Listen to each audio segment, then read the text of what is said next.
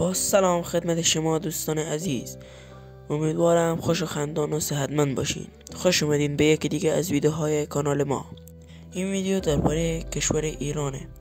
ممنون میشم قبل از دیدن ویدیو رو لایک و کانال یوتیوب ما را سابسکرایب کنید. ایران با نام رسمی جمهوری اسلامی ایران کشوری در غرب آسیا است. این کشور از غرب با ترکیه و عراق، از شمال غربی با ارمنستان و جمهوری آذربایجان، از شمال با دریای خزر و ترکمنستان، از شرق با افغانستان و پاکستان و از جنوب با دریای عمان و خلیج فارس هم مرز است. ایران با دارا بودن پهناوری به مساحت 1.64 میلیون کیلومتر مربع 17مین کشور پهناور جهان است و با جمعیت تخمینی 86.8 میلیون نفری در رتبه 17 کشورهای با بیشترین جمعیت قرار می گیرد. ایران در تقسیمات کشوری به 31 استان تقسیم می شود. زبان رسمی کشور ایران فارسی است. پر جمعیت ترین شهرهای ایران به ترتیب تهران یا پایتخت ایران، مشهد، اصفهان، کرج و شیراز هستند.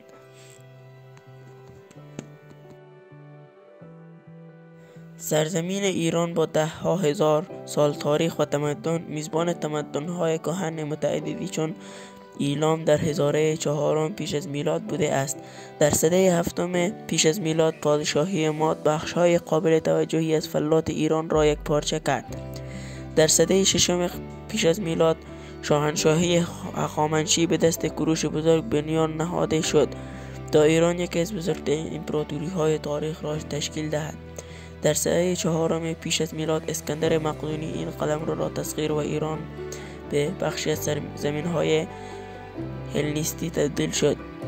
پدیداری شاهنشاهی اشکانی در سده سوم پیش از میلاد بار دیگر این کشور را تحت فرمان یک شاهنشاهی ایران قرار داد که در سده سوم میلادی شاهنشاهی ساسانی جانشین آن شد. در سده هفتم میلادی مسلمانان عرب این شاهنشاهی را فتح کردند که منجر به اسلام آوردن ایرانیان شد. از آن به بعد ایرانیان مشارکتی اثرگذار در علم و فرهنگ اسلامی داشتند. از سده نهم میلادی دودمان‌های مسلمانان ایران تبار پدیدار شدند که با ترک‌های سلجوق و مغول‌های ایلخانی ادامه پیدا کرد. در سده 16 صفویان حکومت ایران را بار دیگر یک پارچه کرد. نادرشاه در سده 18 فرماندهی قدرتمندترین ارتش آن زمان را بر عهده داشت، اما سده 19 جنگ‌های با امپراتوری روسیه منجر به جدایی بخش‌های قابل توجهی از مرز ایران شد. دهه 1280 شمسی شاهد جنبش مشروطه بود. کوشش‌ها به منظور ملی سازی صنعت نفت ایران منجر به کودتای انگلیسی آمریکایی در 1332 شد. پس از انقلاب 1357 جمهوری اسلامی نیز به دست سید روح الله خمینی نخستین رهبر عالی این کشور بنا نهاده شد. حکومت ایران نوعی حاکمیت دینی با نظام ریاستی است، اما اختیارات اساسی به رهبر عالی که یک سالار است واگذار شده است. این مقام از زمان مرگ خمینی در سال 1368 تحت اختیار سید علی خامنه‌ای بوده است.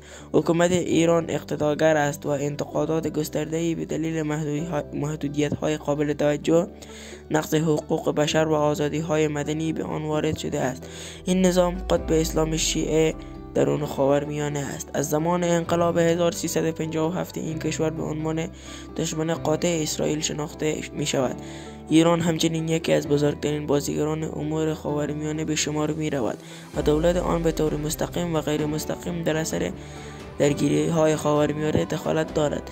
سیاست خارج تنزای جمهوری اسلامی در منطقه که مشخصه آن پشتیبانی از گروه های شبه نظامی خمینی گرای متعددی است به شدت محکوم شده است.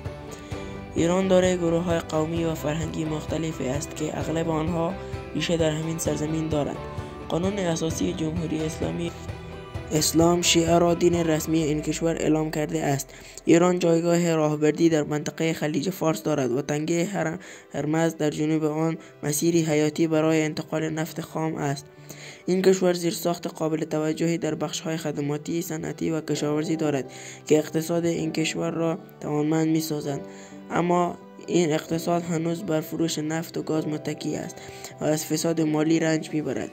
منابع طبیعی ایران قابل توجه هستند و در میان اعضای اوپک ایران سومین دارنده ذخایر بزرگ اثبات شده نفت است. میراث فرهنگی این کشور غنی است و میراث جهانی یونسکو در آن از 27 مورد تشکیل می شود. ایران از اعضای مؤسسه سازمان ملل متحد، سازمان همکاری اقتصادی، سازمان همکاری اسلامی و اوپک است و از قدرت‌های منطقه‌ای شمرده می شود.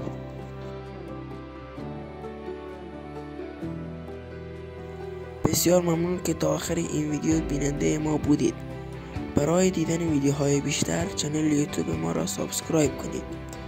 تا ویدیوهای بعد، الله یار و نگهدارتان.